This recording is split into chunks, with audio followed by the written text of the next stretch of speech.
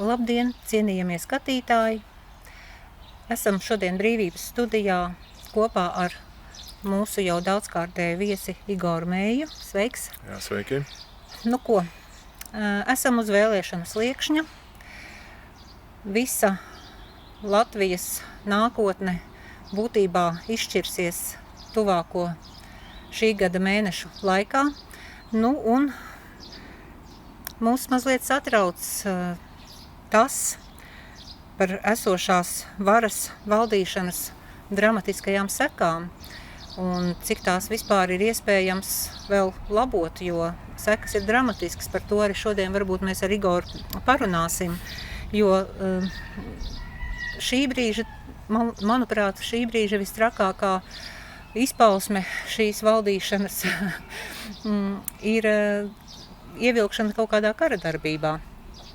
Cilvēki satraukušies Latvijā, Lietuvā, kāpēc šeit svešu valstu droni no Latvijas puses, no Latvijas teritorijas it kā uzbruka Krievijai. Ja? Nu, tās ir mūsu visu kopīgas tā kā bailes par nākotni, kas Latvijā notiek, vai tas ir kaut kāds rīkojums no ārpuses, jo pašlaik liekas, ka kaut kāds svešs saimnieks to visu diktē, jo katrā ziņā tā noteikti nav mūsu tautas griba. Nu, par vēlēšanām, jā, tātad kas mainīsies, kas mainās. Igor, pirmais jautājums tev. Kāds varētu būt tātad vēlēšana rezultātā iespējamais jaunās koalīcijas veidols? Kā viņi varētu izskatīties? Spriežot pēc SKDS datiem, ja runā par iespējamiem politiskiem spēkiem, kas vispār spēja kvalificēties nākamai saimai, ja, tad, principā, tur to variantu, manuprāt, tie varianti ir trīs.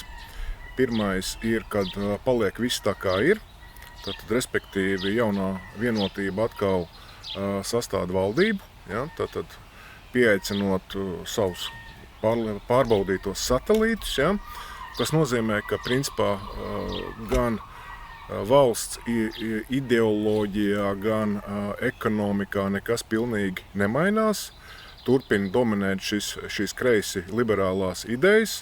Savukārt ekonomikai ir pat neošķirīga kaut kāda, tur nezinu, kura vieta, ja? Un valsts turpina dzīvot, vai precīzāk valsts pārvalde turpina veģetēt uz ārējā parāda vai valdības parāda palielināšanas rēķina. Ja? Tātad turpina palikt esošais vai pat vēl pieauga budžeta deficīts, ja, kur citādāk kā palielinot tātad valdības parādu nosegt nevar.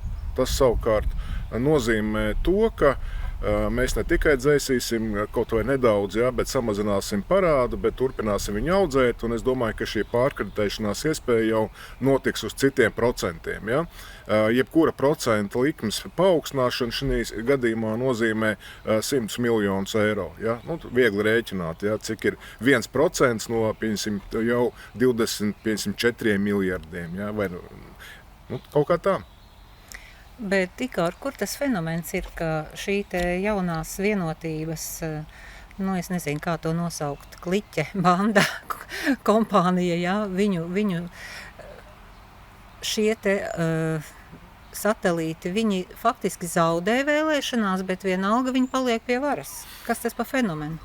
Tas nozīmē to, ka šī faktiski viss sākās no Soros organizācijām, ja, kuras vēlāk jau vairs nekautrējoties, jau neslēpjoties turēs kaut kāda tiesiskuma un caurspīdīguma maskas, ļoti mērķiecīgi savus kadrus jau pārvietoja politikas virzienā un izveidojās visi mums zināmie spēki, sākot no jaunā laika, ja, kas mutācija rezultātā šobrīd ir pārvērtušies to, ko mēs saucam par jauno vienotību.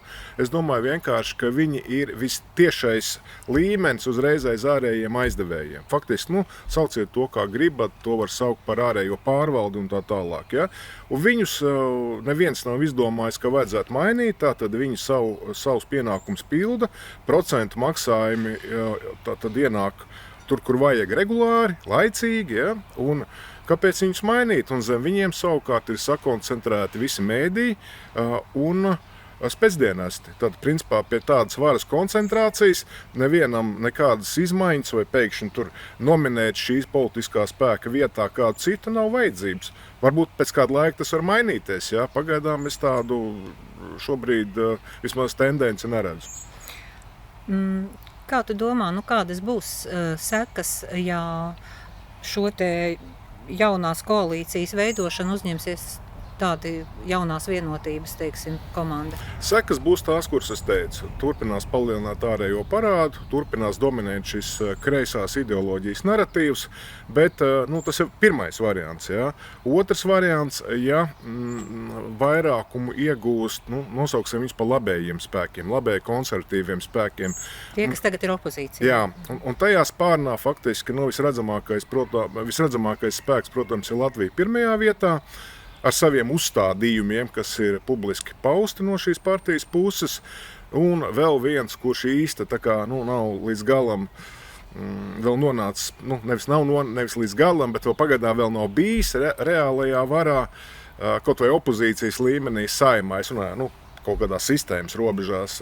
Tas ir Alvi Hermaņa veidojums, kurš principā pretendē uz to pašu nišu, arī ideoloģiju, un ja viņiem izdodas apvienoties un faktiski vēlēšanas vēl netiek noblēdītas, par ko man īsti pārliecības nav, jo, ja tu atceries pirms kaut kāda neilga brīža, jau runāja, ja gadījumā kādu neapmierinās vēlēšanu rezultāti, tad var izdomāt visādus mehānismus, kā viņus padarīt par spēkā nēsošiem. Un trešais variants ir, kas, manuprāt, ir vissliktākais, ja sajiet kopā Latvija pirmajā vietā, ja tiek ievēlēta šis te, mēs mainām noteikumus un tā saucamās, tās partijas, kuras jau sevi pierādījuši, tad principā tā ir tāda pati stagnācija un nekāda virzība uz priekšu nenotiek. Man tādas bažas, ka mēs galīgi esam zaudējuši savu to neatkarību, jo pa lielam visas tās sliktās, jeb tās ēnas puses, kas pār Latviju klājās, tās visas ir saistītas ar kaut kādiem no augšas diktētiem noteikumiem, gan tas būtu zaļais kurs, gan tā būtu arī tāpat ekonomiskā situācija, parādi vai tās pašas kara darbības. Es domāju, ka to nenosakam mēs, ka to nosaka kaut kāda ārēja sveša saimnieka griba, un kā tas jaunajā, teiksim, rudens vēlēšanu iespaidā varētu tomēr varbūt kaut kā mainīties. Vai tas varētu mainīties, ka mēs šam saimniekam pasakam, ne, mēs esam, varbūt līdzīgi, nezinu, Ungārijas piemērs vai vēl kāda citas valstis, kas tomēr māk pateikt nē. Principā jau mēs neesam ar kaut ko unikālu šajā situācijā. Neapmierinātība ir arī Eiropas lielajās valstīs. Nesāksim tur saukt tos politiskos spēkus, kas iegūst ar vien labākus rezultātus. Vācijā, piemēram. Vācija, tā pati Francija, arī Itālija. Nav jau nekāda tur apmierinātība ar patreizējo Briseles varu, bet uzdev jautājumu par šo jaunās vienotības fenomenu. Vēl ir jāsaprot, ka viņi atrodas tā saucamajā Tautas partiju grupā. Kurā faktiski ir esošā Eiropas komisijas priekšsēdētāja. Tātad tā ir šobrīd noteikti lielākā deputāta frakcija Eiropas parlamentā. Un, protams, ka viņiem arī vislielākā ietekme uz visādām naudas kustībām, pārdalēm, sadalēm un tā tālāk. Tas arī ir viena no atbildēm attiecībā uz jaunās vienotības fenomenu.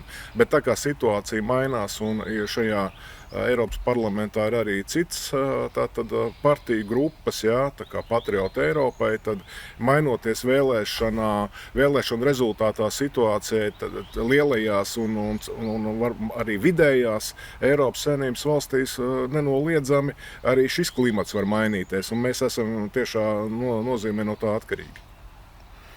Es gribētu nocitēt augstākās padomes deputāta Gunta Grūbes teikumu no viņa nesen kā sacītā: aicinu laika posmu no 2011. gada 24. oktobra līdz 2026. gada, te viņš minēja ar cerībām 15. māju, domādams, ka apvienotais saraksts ies bez jaunās vienotības, bet, diemžēl, arī viņi ir šajās te, sakompromitēti vai kaut kādā citā veidā ir tomēr bijuši spiesti pieņemt jauno vienotību savā jaunajā tajā komandā. Un tātad aicinu laika posmu no 2011. gada līdz 24. oktobra līdz šā gada, es teikšu 3. oktobrim vēlēšanām pasludināt par jaunās vienotības partijas tirānijas laiku un tās laikā pastrādātos noziegumus atzīt par genocīdu pret Latvijas tautu. Ar paskaidrojumu vārdam tirānija, tā ir valsts pārvaldes forma, kam ir raksturīga patvaļība, nežēlība, varmācība. To saka mūsu neatkarības balsotājs Guntis Grūbe. Augstākās padomes deputāts, kurš balsoja par Latvijas neatkarības deklarācijas pieņemšanu. Lūk, tas ir cilvēka viedoklis, kas pašlaik tā kā atzīst, ka tomēr tas, kas notiek Latvijā, nav salīdzināms ar kaut kādām tautas varas vai demokrātiskām vērtībām. Šeit arī jāsaprot, ka ja paliek spēkā esošie spēles noteikumi ar esošo koalīciju, tad, protams, dzīve paliks arvien dārgāk, cenas augs, inflācija pieaugs, tas ir neizbēgami. Ekonomiskā vide, biznesa vide paliks labākā gadījumā tāda pati, ja ne sliktāka. Izņemot afilētos uzņēmumus, kur atrodas tajā statusā, kur apgūst budžeta naudu. Ja? Sevišķi mazajām biznesam es tur nekādu laimi neredzu. Un plus visas tās negatīvās tendences, kas arī ir saistītas ar demogrāfiju, mums principā kaut kur plus mīnus 56 cilvēki dienā vairāk nomirst nekā piedzimst. Sabiedrība noveco, darbspējīgie cilvēki pamet valsti. Ja? Un pēc statistikas Latvija šobrīd zaudēja apmēram 1 cēsis vai 1 tukumu gadā. Ja? Jāsaprot, ka te atkal nav grūti sarēķināt, ka līdz kādam skaitlim var nokrist iedzīvotāju skaits, ka principā esošie nodokļu maksātāji vairs nevar uzturēt pensionārus. Ja? Tad jautājums ir, kāds ir risinājums. Risinājumi ir tikai 2. Ja? No publiskā sektora pārcelt uz privāto, ja tās darba rokas trūkst, vai ievest darba spēku no ārpuses. 3. variantu es neredzu. Un atceramies vēl 21 miljardu valsts parādu. Tieši tā. Un procents mums tā neviens nenorakstīs arī pamatsummu. Ja? Līdz ar to Trumps tikko ir iznācis ar oriģinālu ideju, ja? Ka viņš paziņoja kārtējā savā tajā tvītā, ka viņš uzskata, ka tie 38 triljoni parāds radies blēdības rezultātā, ja? Un tādēļ ir atceļams, ja? Vai nav vērā ņemams. Dzīvosim, redzēsim, kā viņam tālāk ar šo stāstu klāsies. Jā, varbūt mēs varam no tā arī kaut ko vēlāk pamācīties, ko un kā darīt. Vai vēl tev ir par mūsu Latvenergo kaut kas sakāms? Nē, protams, ja paskatās uz šo valdību, kas tagad tiek veidota, ļoti subjektīvs mans viedoklis ir tas, ka jaunā vienotība pagāja malā, jo ir līdz galam jānoved Latvenergo, Latvijas valsts radio un televīzijas centra, Latvijas TET parakstītais līgums. Jā, es zinu, ka pie šī darījuma strādā JP Morgan konsultanti. Ja nemaldos, šis memorands tika par Zviedrijas uzņēmuma daļu atpirkšanu pieņemts pagājušā gada jūlijā. Ja, tad faktiski es domāju, ka Siliņa negribēja sevi ar šo darījumu saistīt, ja, jo es domāju, ka tur būs liels troksnis vēl. Un smuki. Jā, bet principā jūlijā konsultantu darbam ir jābeidzas, un tas nozīmē, ka Latvijas valsts atpirk šīs daļas, lai gan Latvijas valstī ir kontrola pakete šajos telekomunikāciju tēlī uzņēmumos. Ja? Tas ir, kur ir tēlī kopā. Es īsti nezinu, kāpēc Kulbergs piekrita, ja, uzņemties šādu lomu, jo viņam būs jāparaksta šie dokumenti. Un tas ir šī gada jūlijas. Lai saprastu, ja, tātad darījuma schēma ir tāda, ka Latvenergo aizņemās 1 miljārdu, ja, kā valsts uzņēmums. Ja, no šīs naudas tiek veikts maksājums Zviedriem, un tālāk it kā šo uzņēmumu plānots ir jau nopirkto, ja, 100% valsts virzīt uz biržu. Ja. Kas tur tālāk būs, Dievs viņus zina. Bet Latvenergo uzņemās papildus miljardu kredīt saistības. Un jau atkal man ir aizdomas, ka tas viss nāk ar kādām direktīvām no malas. Jau atkal man sajūta tāda, ka tā noteikti nav nekāda tautas griba. Un arī par to pašu, ja mēs mūsu sarunas sākumā runājām par kaut kādiem iespējamiem kara darbības rosinājumiem, tad gribētu no Brīvības studijas puses pateikt, ka mēs esam absolūti par mieru. Mēs esam absolūti pret kaut kādu svešu valstu dronu ielaišanu Latvijas teritorijā, gaisa telpā. Jāsaka tie slavenie vārdi, galvenais, lai būtu miers, jā, jo cīnīties, kā saka, ar tukšām rokām, kādas ir Latvijai, pret nezināmu, nesaprotamu ienaidnieku, tas ir laikam pēdējais, ko var darīt, jo pašlaik sajūt, ka mums tiek biedēta tauta, vienkārši cilvēki ir ļoti, ļoti sabiedēti. Ieskaitot pat tādi momenti, cik es zinu no sarakstes sociālajos tīklos, ka vecāki nedabūna izņemt savus bērnus no skolām, no bērnu dārziem, tāpēc, ka esot lūk kāda trauksme, jā, tas nozīmē, ka paliek pilnīgi neziņa pat par saviem bērniem, jā. Tā ir kaut kāda panikas celšana, kaut kāds neizskaidrojams direktīvas, kas te notiek, jā. Mans novēlējums turēties tomēr visiem pie tās gaismas, un tā gaisma ir patiesība, jo mēs vairāk runāsim par to, kā tās lietas patiesībā notiek, jo varbūt cilvēki sāks arī saprast, nezinu, kas tai valstī ir vajadzīgs, ko mēs vēl varam darīt lietas labā, jo brīžiem jau ir tā, kad rokas nolaižās, bet to nedrīkst pieļaut. Redzi, runājot par armijas lietām, es esmu pakonsultējies, jā, tas nav tāds mans pēkšņi izdomāts viedoklis. Jāsaprot, ka mums bruņoto spēku vispavēlnieks ir Latvijas valsts prezidents. Jā. Kara laikos viņš tās funkcijas var nodot kādam citam. Protams, bažas rada, ka šobrīd mēs nesaprotam, kurš var dot pēdējo kādu pavēli, jā, par to, lai notiek kaut kas, ja paskatās, ka Igaunijā tomēr to dronu notriec, ja, un to notriec, cik es zinu, iznīcinātājs. Ja. Tas bija no gaisa. Tātad viņi to izdarīja, ja, un tātad, kāds šādu lēmumu pieņēma. Jo, cik es zinu, tad, piemēram, Rinkēvičs vai NBS vadība nevar dot komandu NATO iznīcinātājiem veikt šāda veida akciju. Ja. Šī pavēle nāk no ārpuses, no NATO centriem. Tas nav Latvijas lēmums, ja? Bet to, ka mums šī predronu aizsardzība, ja, kādai viņai vajadzētu būt, kad automātiski parādoties svešķermenim debesīs, viņi var mierīgi lidināties, kaut ko nokrist, ja? Tas parāda to, kā šos pēdējos gadus ir tērēta nodokļu maksātāja nauda. Un lēmumus pieņem atkal nevis Latvija, bet svešu valstu kāda armija.